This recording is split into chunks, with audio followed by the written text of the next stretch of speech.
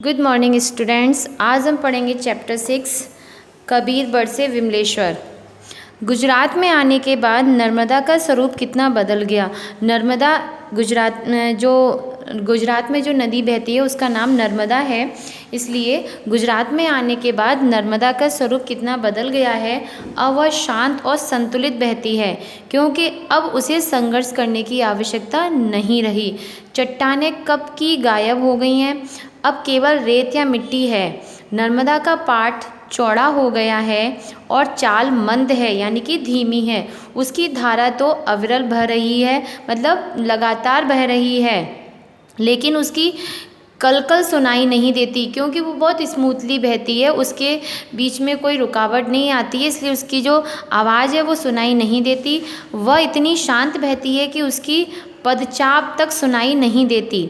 नर्मदा बोलने कम और सुनने ज़्यादा लगी है। अब वन विहार नहीं रहा, पहाड़ों से लुका छिपी का खेल नहीं रहा। यहाँ तक कि जिन पंच तत्वों से नर्मदा की देह का निर्माण हुआ है, पानी, चट्टान, प्रपात, शोर और मोड़, इनमें से एक एक करके अधिकतर छूटते जा रहे हैं। सबसे पहले गया प्रपात, इसके बाद चट्टान के साथ ही शोर भी चला गया। मोड़ भी पहले जैसे नहीं रहे। यही है जीवन। ज्यों ज्यों जीवन का सूर्यास्त निकट आता जाता है, अधिकांश चीज़ें छूटती जाती हैं और यात्री अंतिम यात्रा के लिए हल्का फुल्का हो जाता है। नर्मदा की छिछली धारा पार करके हम कबीरबढ़ पहुँचे। कहते हैं कि संत कबीर यहाँ आए थे। उनके प्रताप से बरगद का एक पेड़ इतना विशाल हुआ कि पूरे टापू पर छा गया। इस विशाल वटवृक्ष की छतनार छाया में हजारों लोग आश्रय ले सकते हैं, लेकिन अब तो उसका थोड़ा सा अंश ही बचा है। यह भी काफ़ी बड़ा है और किसी भव्य स्मारक सा खड़ा है। और भी कई वृक्ष हैं, हरे भरे खेत हैं, पशु पक्षी हैं, मंदिर हैं। यहाँ आकर बड़ा अच्छा लगता है। कहाँ पर? कबीरबढ़ की बात कर रहे हैं।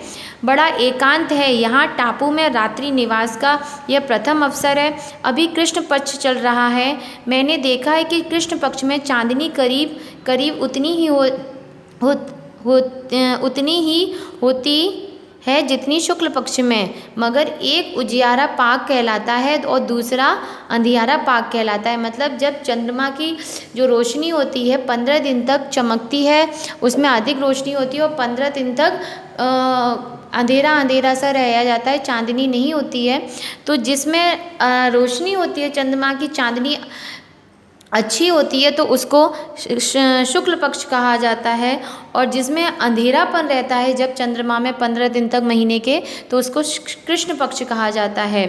दूसरा अंधियारा पाक, एक पहले में चांदनी और फिर अंधेरा, दूसरे में पहले अंधेरा और फिर चांदनी। चांदनी की जगह यहाँ चांदनी को जो रोशनी होती है उसको यहाँ चांदनी कहा गया है।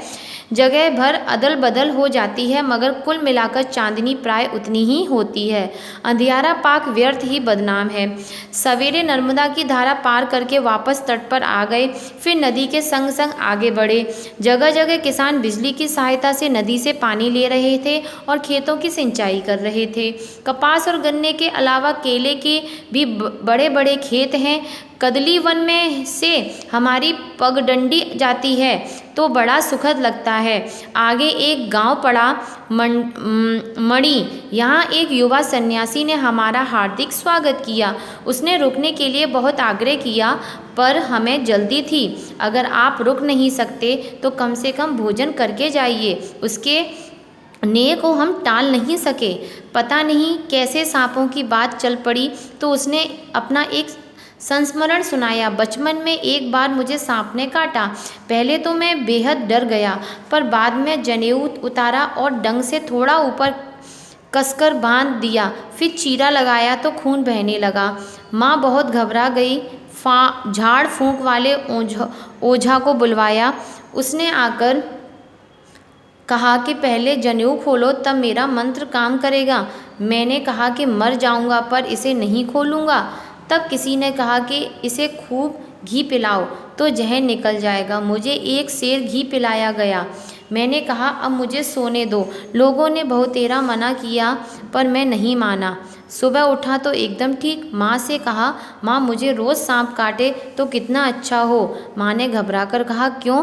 मैंने कहा, पीने को रोज़ 1 सेर घी जो मिलेगा। भोजन के समय हमारे साथ कई वृद्ध भी थे। एक प्रकार से यह सन्यासी यहाँ वृद्धाश्रम चला रहे हैं। भोजन परोस दिया गया तो सभी ने मिलकर प्रार्थना की। प्रार्थना समाप्त होने पर सन्यासी ने सविनय कहा, महात्मन भोग लगाएं, मतलब भोजन को ग्रहण करें, भोजन करना शुरू करें।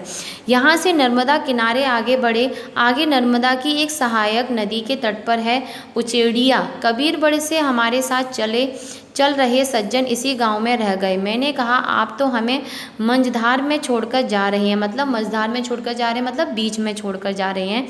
उन्होंने कहा, मैं जब भी जाऊंगा वह मंझधार ही होगी। यहाँ से सड़क मिल गई। सड़क के साथ साथ रेल की पटरी भी है। हमारे पास से धुआं छोड़ती हुई रेलगाड़ी निकल गई। अब नर्मदा छूट गई है। अब तो समुद्र तक सड़क से ही जाना होगा। सड़क उबाऊ है, लेकिन अब यही रास्ता है। नर्मदा का तट निचाट, सूना और निर्जन है। आगे नर्मदा में मिलने वाली नदियाँ, जिन्हें यहाँ लोग खाड़ी कहते हैं, कीच कादे से कितनी भरी होंगी। इन्हें पार करना बहुत मुश्किल होगा। फिर नर्मदा का पानी क्रमशः खारा होता जाता है और किनारे वीरान, बंजर और उजाड़। इसलिए हमने भी सड़क से चलना ही ठीक समझा। रास्ते में एक सारंगी वादक गीत सुना रहा था तो हम लोग भी सुनने खड़े हो गए। वह गा रहा था, एक जीवन रे लाखों उपाधि केम जीवे जीवनार रे। जीवन एक है और परेशानियां लाख लाख। जीने वाला जिए तो कैसे जिए। उसका कंठ सुरीला था।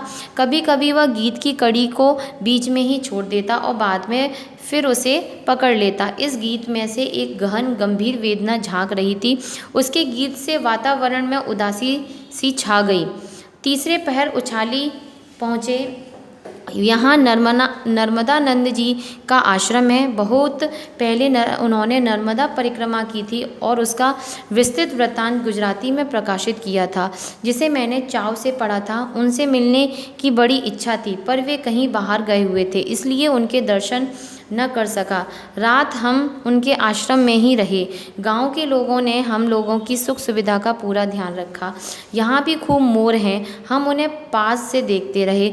दूसरे दिन दोपहर से पहले पड़ा अलंकेश्वर, ये नर्मदा से प्राय 10 किलोमीटर दूर है। इसके आसपास प्राकृतिक गैस व तेल के कुएं हैं, इसलिए यह एक बड़ा औद्योगिक नगर हो गया है।